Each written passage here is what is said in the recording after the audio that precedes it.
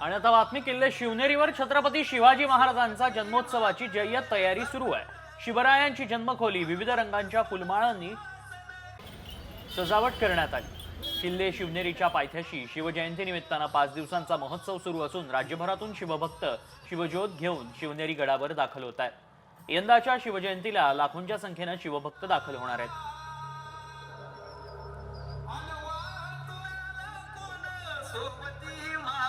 किल्ले शिवनेरीवर शिवजयंतीची जय्यत तयारी सुरू झाली आहे। गडावर फुलांच्या विविध रंगी फुलांनी सजावट केली गेली आहे आणि राज्यभरातून शिवभक्त हे शिवनेरी किल्ल्यावरती दाखल होत आहेत।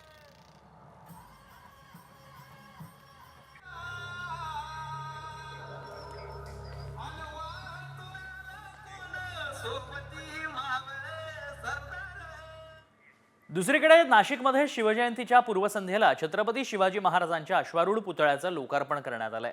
पंचवटी कारंजा इथं छत्रपती शिवाजी महाराजांचा अश्वारूढ पुतळा उभारण्यात आलाय। या पुतळ्याच्या चबुतऱ्याची उंची 22 फूट असून पुतळ्याची उंची 14 फूट आहे। एकूण 36 फूट उंचीचा अश्वारूढ पुतळा त्याचं अनावरण करण्यात आलं।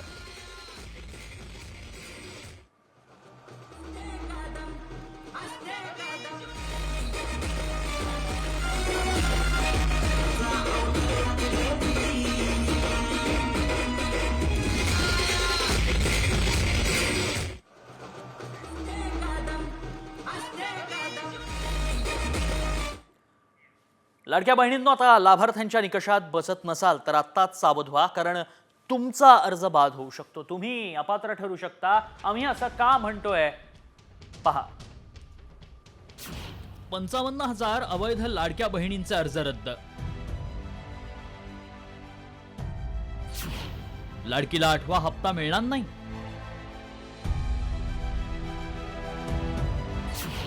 पडताळणीनंतर लाडकीचे अर्ज बाद।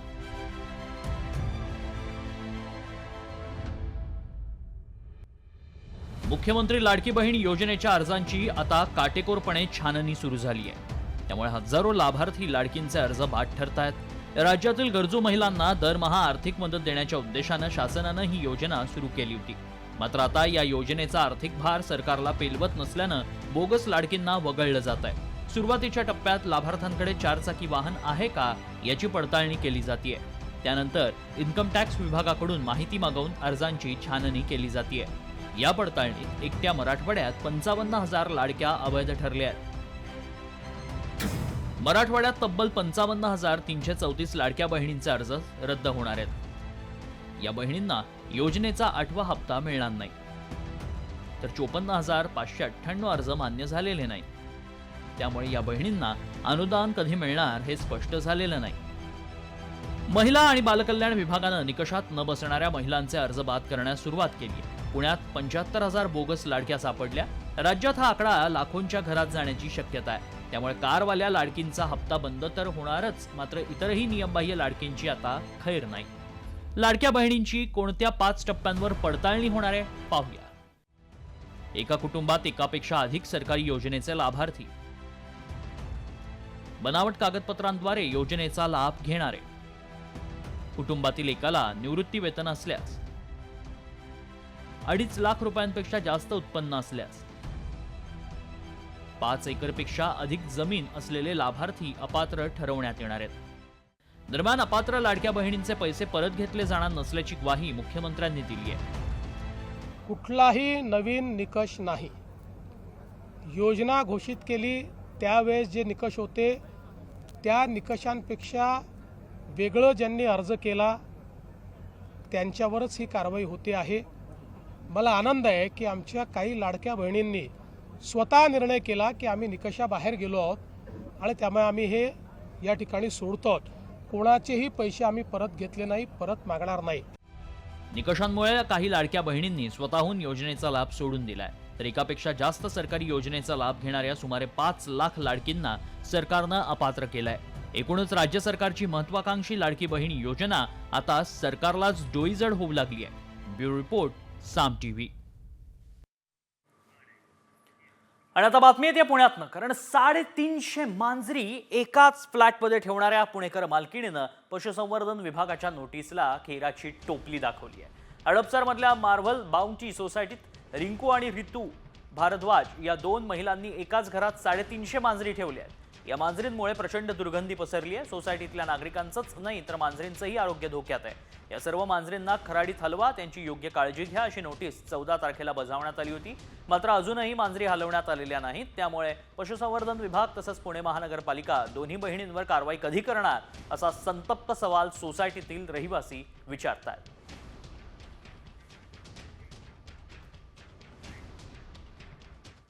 पुढच्या बातमी कल्याण डोंबिवलीमधून. कल्याण डोंबिवलीमध्ये 65 इमारती बेकायदेशीर असल्याचं उच्च न्यायालयानं म्हटलंय. या इमारती तोडण्याचे आदेश केडीएमसीला देण्यात आलेत. रहिवाशांना पुढच्या 10 दिवसात घरं खाली करण्याची नोटीस धाडली गेली आहे आणि त्यामुळे जगावं की मरावं हा प्रश्न रहिवाशांसमोर उभा ठाकलाय.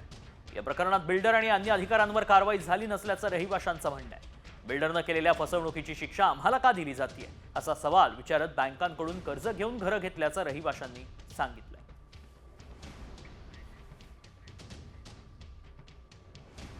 मी अपंग आहे आणि आता माझे मिस्टर पण नाही आणि होते नव्हते तेवढी कमाई त्याच्यात टाकून मी घर घेतलंय. आता ते घर तुटणार तर मी जायचं कुठे?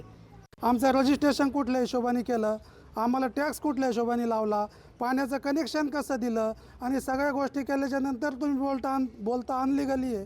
हे कुठला न्याय आहे?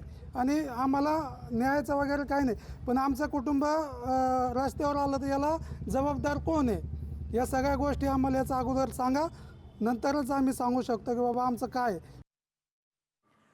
पुढच्या बातमीकडे. महाराष्ट्राचं कुलदैवत असलेलं आई तुळजाभवानीचं तुळजापूर ड्रग्सचा अड्डा बनलाय. हजारो ड्रग्सच्या विळख्यात अडकल्याचा धक्कादायक प्रकार समोर आलाय. कोणी बनवलंय उडतं तुळजापूर? कोण आहे ड्रग्स रॅकेटचा मास्टरमाइंड? बघूया. तुळजापुरात ड्रग्ज जिहाद.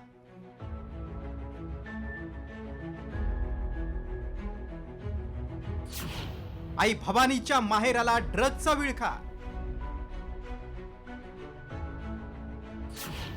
उडता तुळजापूरला जबाबदार कोण?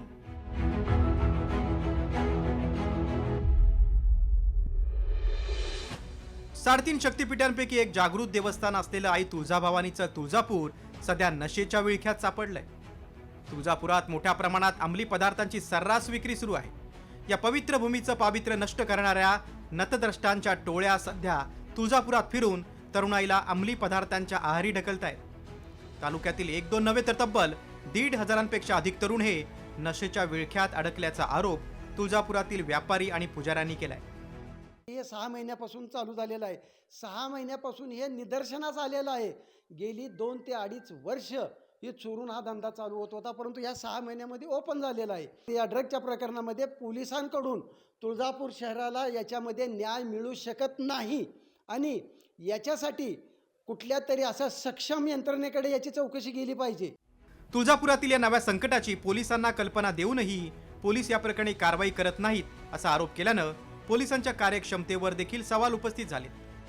तुळजापूर सारख्या महाराष्ट्राचं 3.5 शक्तिपीठापैकी एक शक्तिपीठ असणाऱ्या ठिकाणी जर दिले जात असतील, त्याचं डिस्ट्रीब्युशन होत असेल आणि जर इथली मुलं त्या व्यसनाच्या आहारी पडत असतील तर निश्चित ही अतिशय चिंतेची आणि खेदाची बाब आहे.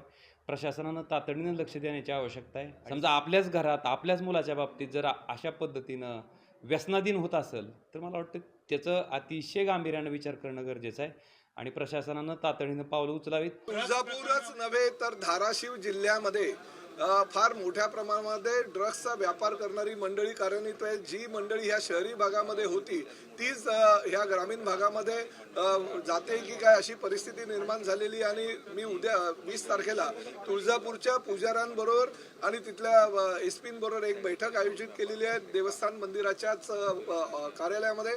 त्यामुळे त्या संदर्भातला निर्णय होईल. परंतु ह्या राज्यामध्ये ड्रग्स माफी आहेत, त्यांना भुई सपाट करण्याचं काम किंवा त्यांना संपवण्याचं काम राज्यातील पोलीस यंत्रणा करण्याचा प्रयत्न करते. तर दुसरीकडे धार्मिक स्थळांना भ्रष्ट करून तरुणाईला ड्रग्जच्या नादी लावणाऱ्यांचा डाव हा हिंदू लोकसंख्या कमी करण्याचा प्रयत्न आहे असा आरोप विश्व हिंदू परिषदेनं केलाय. त्यांनी नेमकं काय म्हटलंय पाहूया. एक षडयंत्र या देशामध्ये चालू आहे की याची संख्या कमी करण्याकरता अनेक प्रकारचे प्रयोग सुरू आहेत. त्या प्रयोगांमध्ये अनेक गोष्टी आहेत. मग त्याच्यामध्ये ड्रग्स एडिट करणे, कॅरियर ओरिएंटेड व्हा हे म्हणण्याकरता किंवा हे करण्याकरता लग्न उशिरा करा. मात्र महाराष्ट्राचं कुलदैवत असलेलं पवित्र ठिकाणच ड्रगच्या विळख्यात अडकत असेल तर यापेक्षा मोठं राज्याचं दुर्दैव नाही. मात्र सर्वात गंभीर बाब ही शहरांपाठोपाठ आता ग्रामीण भागही ड्रगच्या विळख्यात अडकत चालल्यामुळे पोलिसांसमोर हे रॅकेट रोखण्याचं मोठं आव्हान आहे. ब्युरो रिपोर्ट, साम टीव्ही मराठी. बातमी येते साताऱ्यातनं, कारण साताऱ्यातल्या कराड पोलिसांनी ड्रग्ज रॅकेटचा पर्दाफाश केलाय. या प्रकरणी 12 जणांची टोळी जेरबंद करण्यात आली आहे. या 2 परदेशी व्यक्तींचाही समावेश आहे. महत्वाचं म्हणजे हे सगळं रॅकेट बसमधून चालवलं जायचं. बस ड्रायव्हरकडे पाकिटातून मिठाईच्या डब्यातून ते ड्रग्ज एका जागेवरून दुसऱ्या ठिकाणी पाठवले जात असायचे, अशी माहिती पोलिसांनी दिली आहे. टोळीचं मुंबई कनेक्शनही आता उघडकीस आलंय. आता बातमी मुंबईतनं बघायची आहे. मुंबईत शिंदे सेनेच्या पदाधिकाऱ्यांची बैठक पार पडली आणि या बैठकीमध्ये शिंदेंनी मिशन मुंबईचा नारा दिलाय. राक्षसाचा जीव पोपटात असतो असं म्हणत शिंदेंनी उद्धव ठाकरेंवर अप्रत्यक्ष निशाणा साधला. मुंबई महानगरपालिकेत दुसरा झटका द्यायचा असं म्हणत शिंदेंनी ठाकरेंच्या शिवसेनेला इशारा दिलाय. यावेळी ठाकरेंना जय महाराष्ट्र करणाऱ्या जितेंद्र जनावळेंनी शिंदेंच्या शिवसेनेमध्ये प्रवेश केला.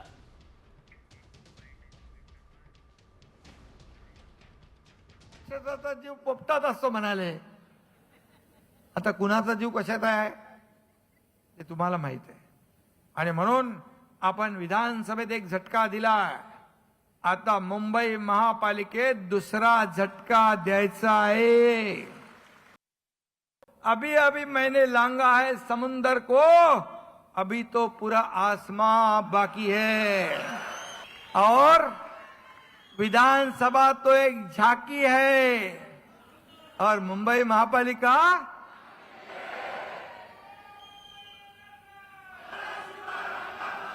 आणि म्हणून आजपासून संकल्प करा की येत्या कधी निवडणुका लागू द्या, आम्ही रेडी आहोत, आम्ही तयार आहोत. मुंबई महापालिकेवर महायुतीचा भगवा झेंडा डौलाने फडकवूया. त्यामुळे महायुतीचा झेंडा फडकवायचा असं शिंदे म्हणतात. त्यामुळे आता स्वबळावर कोण लढतं आणि कोण महायुतीत हे पाहणं महत्वाचं असेल. एक धक्कादायक बातमी येते, ती मीरा रोडमधून येते. इमारतीत गाडीला प्रवेश नाकारला आणि त्यामुळे कार चालकानं चक्क 5 जणांना चिरडलंय. मीरा रोडच्या जेपी नॉर्थ उच्चभ्रू संकुलातील बार्सिलोना या इमारतीमध्ये हा प्रकार घडलाय. गाडी आता आत येऊ न दिल्यानं इमारतीच्या सुरक्षा रक्षक आणि इतर 4 जणांच्या अंगावर गाडी घालण्यात आली. कशिश गुप्ता असं कार चालकाचं नाव असून घटनेनंतर तो फरार झालाय. सकाळी 11 वाजता ही घटना घडली. चालकानं मद्यपान केल्याची प्राथमिक माहिती आहे. या प्रकरणी काशीगाव पोलीस ठाण्यात गुन्हा दाखल करण्यात येतोय. अद्याप कोणालाही अटक करण्यात आलेली नाही.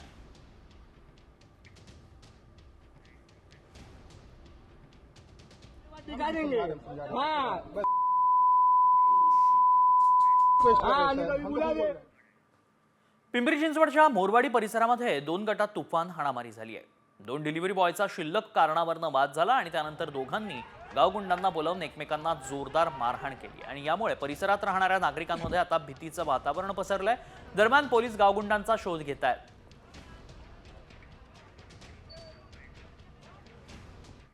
बातमी शेअर मार्केट संदर्भातली आहे, कारण भारतीय शेअर बाजारात सातत्यानं घसरणच पाहायला मिळते. आजही शेअर बाजाराची सुरुवात ग्रीन झोनमध्ये झाली, मात्र लगेचच बाजार रेड झोनमध्ये गेलाय. सेन्सेक्स 76 अंकांच्या वाढीसह उघडला तर निफ्टीनं 4 अंकांच्या किंचित वाढीसह सुरुवात केली. मात्र ही तेजी लगेचच फिकी पडली, कारण त्यानंतर सेन्सेक्स 400 तर निफ्टीमध्ये 150 पेक्षा जास्त अंकांची घसरण पाहायला मिळाली आहे. परदेशी गुंतवणूकदारांकडून होत असलेल्या सततच्या विक्रीचा फटका भारतीय शेअर बाजाराला बसतोय. बाजारातील घसरण आणि अस्थिरतेच्या काळात अनेक गुंतवणूकदार म्युच्युअल फंडमधील SIP बंद करण्याचा विचार करतायत. दरम्यान गेल्या आठवडाभरात शेअर बाजारात किती घसरण झाली आहे पाहूया. 11 फेब्रुवारी 1018, 12 फेब्रुवारी 738 अंक, 13 फेब्रुवारीला 32.11 अंक,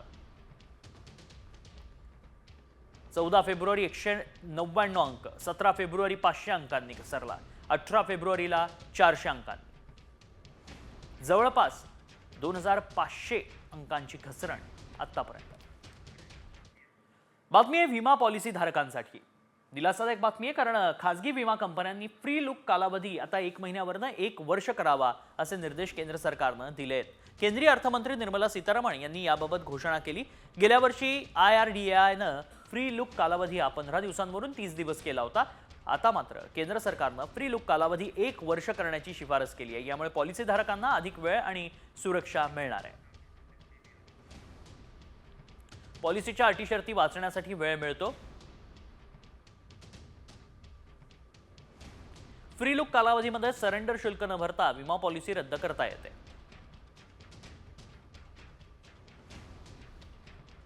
कोणतंही अतिरिक्त शुल्क न देता प्रीमियम पुन्हा परत मिळवता येतो. सध्या फ्री लुक कालावधी हा 30 दिवसांचा आहे. आणि आता बातमी तुम्हाला सावध करणारी, कारण तुम्ही आवडीनं बिस्किट खात असाल तर वेळीच सावध व्हा, कारण तुम्ही खात असलेल्या बिस्किट्समुळे आजारी पडू शकता. हे आम्ही का म्हणतोय पहा. लोगों को ये पता होना चाहिए कि बिस्किट जो है वास्तव में वो बहुत ही खतरनाक समोसे कचौरी की तरह डीप फ्राइड आहार ही है, यूं समझ लो आप. तो इस तरह से कई लोग क्या करते हैं, बिस्किट के पैकेट अपने घरों, अपने जेब में अपने रखते अपने बैग में, और इधर उधर जब भी भूख लगी बिस्किट उठा के खा लिया या कुकीज खा ली. तो ये सब बड़े खतरनाक खाने में यूं कह सकता हूं. हा दावा गंभीर आहे. बिस्किट खाल्ल्यानं लिव्हरला धोका निर्माण होऊ शकतो, वजन वाढणं, लठ्ठपणा येतो असा दावा करण्यात आलाय. मात्र खरंच या दाव्यात तथ्य आहे का?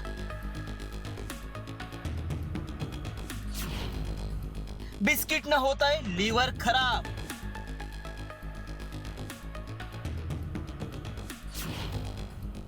बिस्किट आवडीनं खाल तर आजारी पडाल.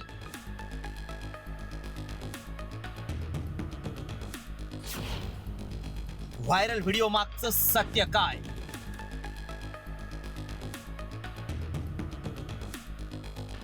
बिस्किट, कुकीज, नानकटाई हे बरेच जण खातात. अगदी चहा सोबत आवडीनं बिस्किट खाल्लं जातं. मात्र या व्हायरल व्हिडिओतील दावा खरा आहे का? कारण बिस्किट बनवण्यासाठी मैदा, डालडा, साखरेचा वापर करतात हे खरं आहे. मात्र याचा गंभीर परिणाम आपल्या शरीरावर होतो का, याची सत्यता जाणून घेणं गरजेचं आहे.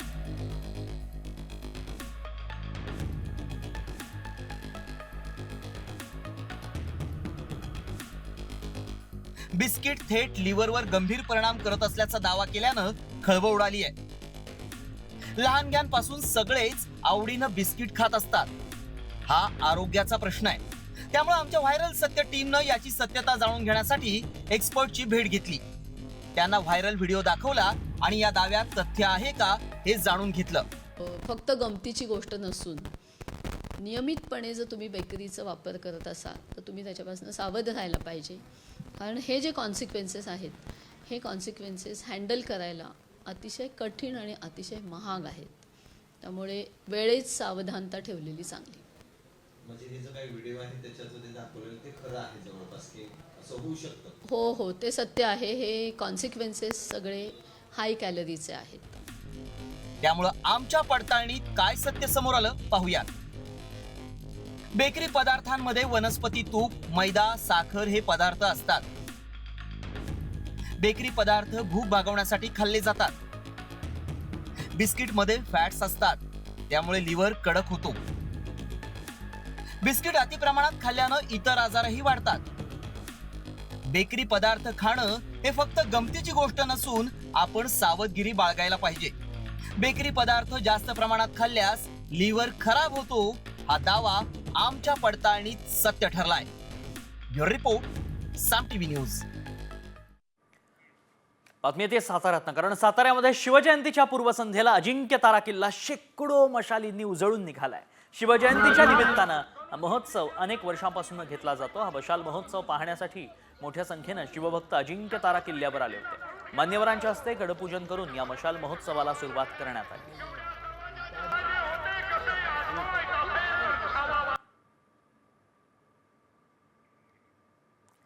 विहंगम दृश्य अजिंक्य ताऱ्याचं. लक्ष लक्ष मशालींनी अजिंक्य तारा उजळून निघालाय. शिवजयंतीच्या पूर्वसंध्येला हे विहंगम दृश्य आपण पाहतोय.